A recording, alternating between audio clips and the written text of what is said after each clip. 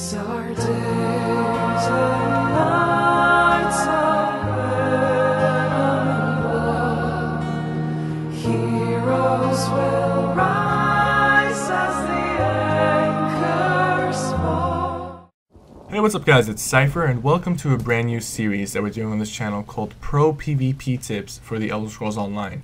Now, since this is the first episode, we're going to be keeping things really basic, but it's always good to have a few reminders. As the series goes on, it's going to be a lot more sophisticated and more detailed. So, to start off, we're going to be talking about horses. In particular, managing your horse stamina. When you're out of stamina while you're on top of your horse and you get hit, you will be knocked down, and the knockdown effect that you get from falling off your horse is pretty unique because it is unbreakable. You cannot CC break out of this knockdown. So you are vulnerable for the few seconds that you're on the ground and while you're getting back up. Also, you are not granted CC immunity. So what I like to do whenever I knock down someone off their horse is I'll hit them a few times while they're on the ground. And as they're getting back up, I will knock them down again and hit them a few times. By the time they actually CC break out of it, or if they don't, then you should have the upper hand or they'll already be dead. Same thing goes for you. When you're on your horse and you feel like you're near hostile environment, make sure you have enough stamina while you're on your horse, because if you have enough stamina, you'll be given time to react and get off your horse. The first thing you want to do when you get hit while you're on your horse is immediately get off, because if you get knocked down, you've already lost half the fight. The next tip we'll be talking about is CC immunity and knockdowns. During a fight, it's very important to pay attention to your opponent's CC immunity and your own CC immunity. CC immunity is granted to you after you've been knocked down or after you've broken out of a CC. So the CC immunity lasts close to 6 seconds, I believe. But the way you can figure out exactly when the CC immunity ends for you or your opponent is there's going to be white swirly lines surrounding you below your feet, and as soon as the swirly lines start to fade away, your CC immunity is gone or your opponent's CC immunity is gone. So knowing this, it's good to time your knockdowns as soon as your opponent's CC immunity ends and you see an opening, because when your opponent's on the ground, they're vulnerable to your hits. They also have to CC break, which wastes their stamina, and the way you win fights in this game is by keeping your opponents out of resources, and cutting off their stamina is a good way to do that.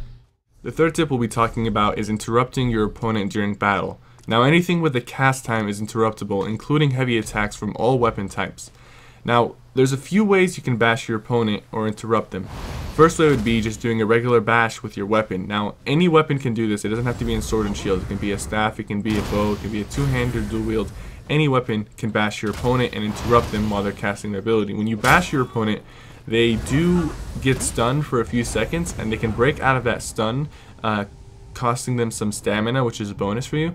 But they will not be granted bash immunity. You will be able to interrupt them while they're casting at all times. You can interrupt them multiple times if they keep wanting to cast within range of a bash. The other way you can interrupt your opponent is by knocking them down while they're casting. Now, this only works if they don't have CC immunity. If they have CC immunity and you try knocking them down, it will not interrupt their cast. Third ways would be using abilities that interrupt your opponent. A few of them would be Poison Arrow Morph and the Force Shock Morph that interrupt your opponent while they're casting. These are good especially when you can't get close range with your opponent and you want to interrupt them. They're always good viable options. Make sure while you're casting your own abilities that you stay a safe distance from your opponent so you aren't bashable. If you do get bashed, make sure you CC break and avoid doing the same mistake over again. The fourth tip we're going to be talking about is blocking during combat. Now, all weapon types can block, but of course one-handed shield is the most effective due to the passives that it gives. But that shouldn't prevent you from blocking with other weapons such as bows and staff. You do effectively cut off half the DPS when you're blocking.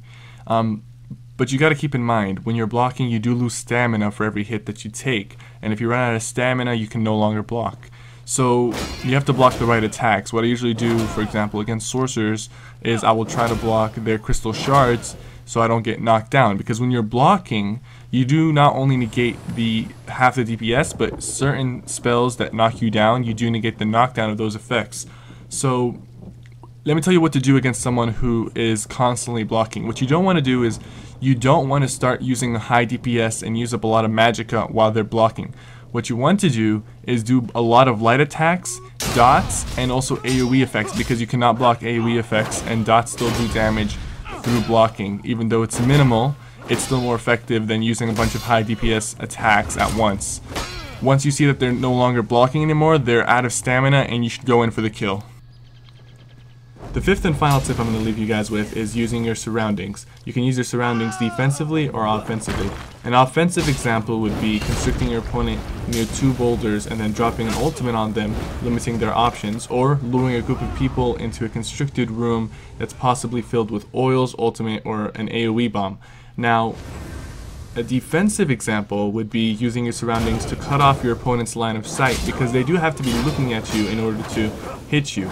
So if you can cut off their line of sight long enough, you'll go out of combat and then you can go back into sneak and either escape or try to retaliate and do a surprise attack. Now that's it for this video.